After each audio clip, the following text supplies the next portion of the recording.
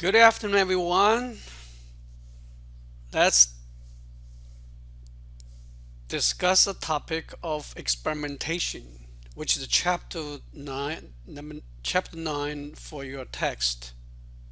First of all, our learning objectives. Number one, to develop a basic understanding of experimentation. Number two, to understand the limitations of experimentation in market research.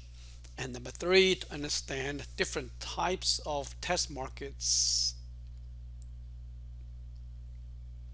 First of all, and what is experimentation? Experiment is really something. It's one of the quantitative research methods that we sometimes use it. I mean, sometimes because in the real market research world, experimentation is not that often used, not as popular or as survey research. But experimentation is very important to establish causality, which I mentioned briefly before. So, experiment is a research approach in which one variable is manipulated and the effect on another variable is observed.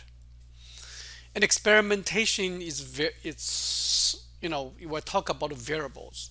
Variables are something that changes in value. For example, uh, if we increase advertising dollars and we kind of manipulate the advertising dollars, and then meaning we increase our spending advertising dollars, and what is we can observe is that we call another variable which is sales.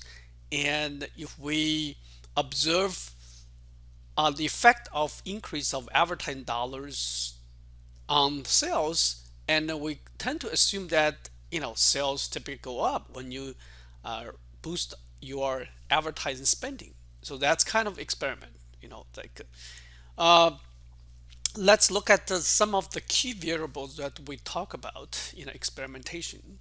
The first is independent variable. Independent variable is something that within our control that we can directly manipulate or we can change. In other words, for example, typically in the context of market research, we sometimes manipulate price. If we increase price and then to see what's going to happen, or if we change the packaging or changing this, add some product features or even add a new distribution channel to see what's going to happen to our sales, sometimes market share. Second type of variable is called dependent variable.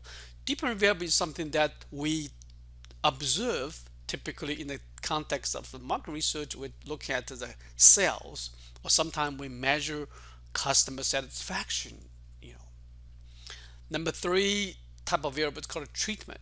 A treatment is something that the independent variable manipulated during an experiment to measure its effect on the dependent variable.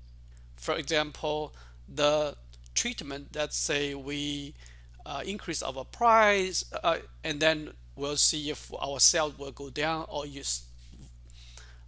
we can decrease our price to see if we can see sales go up. And besides those independent variable, dependent variable, and treatment variables, we sometimes have to live with the other variables that beyond our control, and we have to live with, called extraneous variables.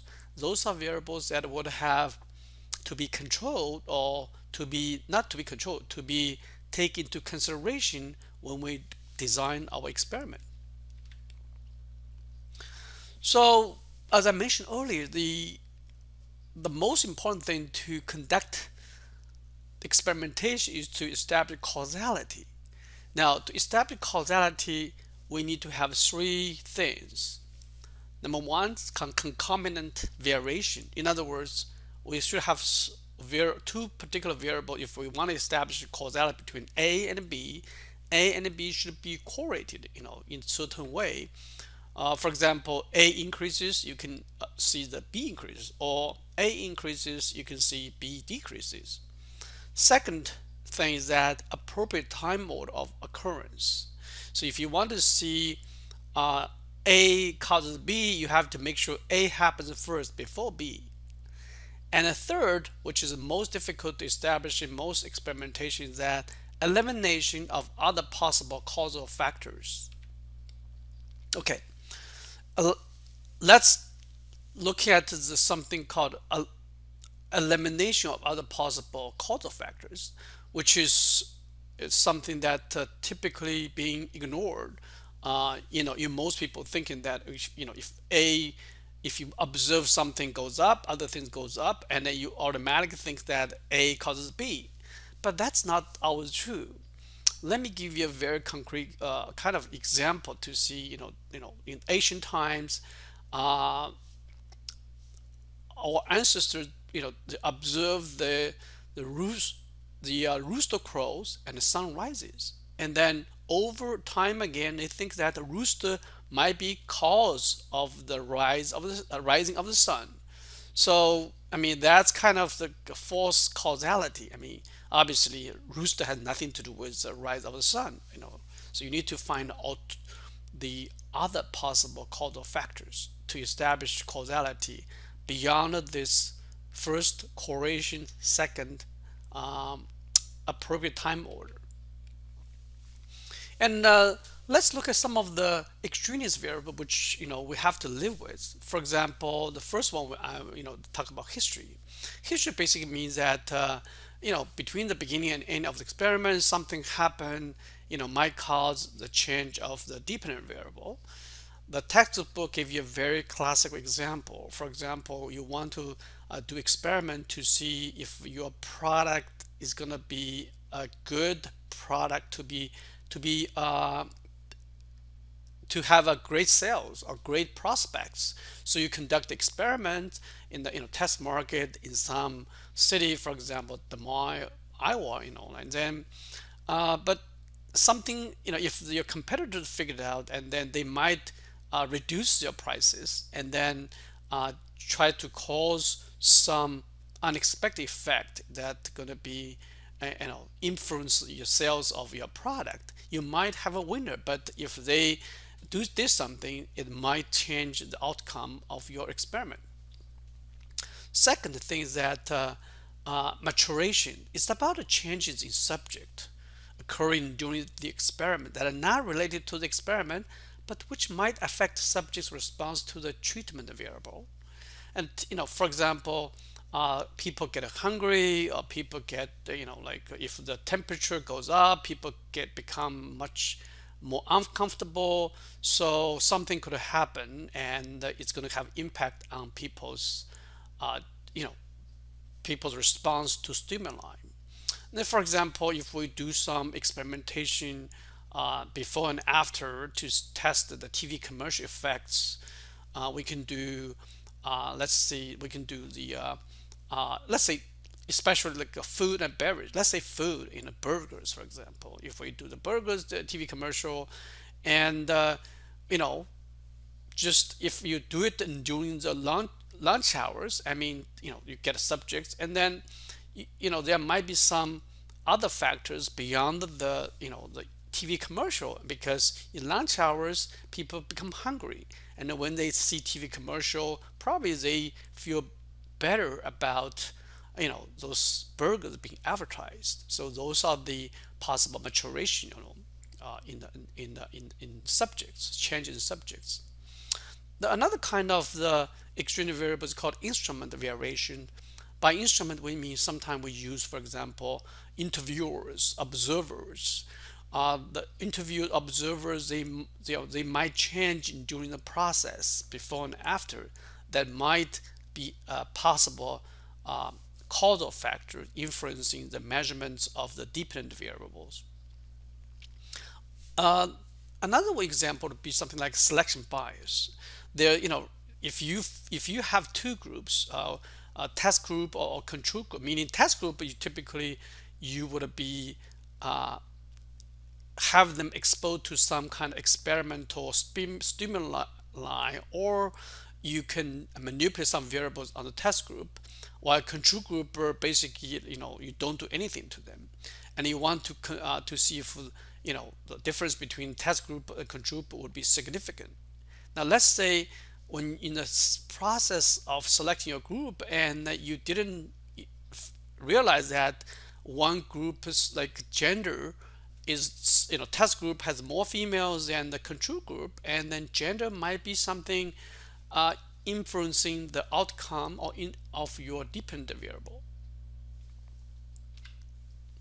So there are four different ways we use to control extraneous variables. Number one is called randomization. Basically, is that we try to control those extraneous variables, especially demographic variables, by assigning then randomly rather than just arbitrary. So that's try to if you have 20 people and then you can divide into two groups and then 10 per group, what you do is that do some kind of random assignment rather than just pick on your own.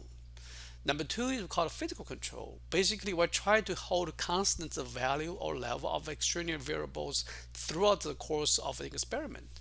And what we do is that, if you are in a lab and then we want to make sure that the uh, two rooms, one room holds the control group, another room holds the experiment group or test group, and make sure that temperatures, the lighting, the color, the arrangement, everything should be kept constant, so that you don't have situation that sometimes the lighting, if it's dark versus bright, might have some effect on your outcome.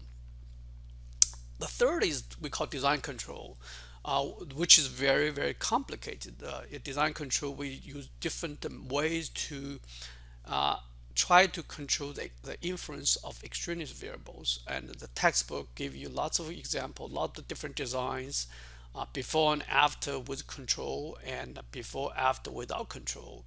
And they're also very complicated, like Solomon design, which I'm not going to go into detail because this is a really introductory course, so we just give you a brief overview. Number four is called statistical control. That is something that we do, usually afterwards, and we find out that there might be some selection bias with regard to gender, and then we tease them out. We just, from the effect of the, on the dependent variable, which is highly complicated. Usually, you need to have a very strong statistical background and preferably graduate degree or even PhD in statistics to do that kind of statistic control to adjust the results. Now let's move on to talk about the validity. Now, there are two kinds of validity: internal versus external. Internal basically talk about that the way that you can eliminate the competing explanation. Basically, that's what we talk about, the number three condition for experiments to establish causality, the elimination of the other possible causal factors. So the the more confident you feel that other experiment, other causal factor would have been eliminated or ruled out, the better internal validity you have. Now, on the other hand, external validity is something that extent to which causal relationship measured in experiment can be generalized to outside persons, settings, and times. If let's say use student subjects and find some causal relationship, can you generalize those findings to general population? We typically say, well, the students are not real consumers, and the real consumer means that the non-student sample. Or sometimes, let's say, even like the cultures, if you do experiments on Asian Americans, and would that be equally true for African Americans or Latino Americans or even white Americans? So those are something that we need to keep in mind. And when we do this kind of uh, you know, try to see if it's applicable to other settings, other persons, or other times even. All right. So let's stop right now, and then let me just use another session to record the rest of the lecture.